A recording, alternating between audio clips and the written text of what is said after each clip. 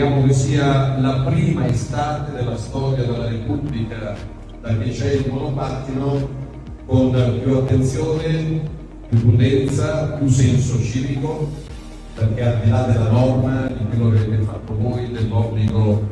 della targa, del casco e dell'assicurazione,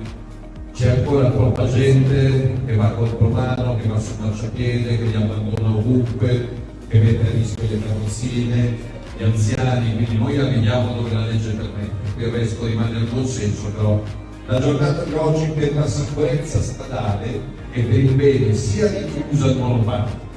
che degli altri pedoni e degli altri utenti della strada è qualcosa di importante, e che venga celebrata a Foggia per me è ovviamente importante. Quindi viva il poligrafico e viva Foggia!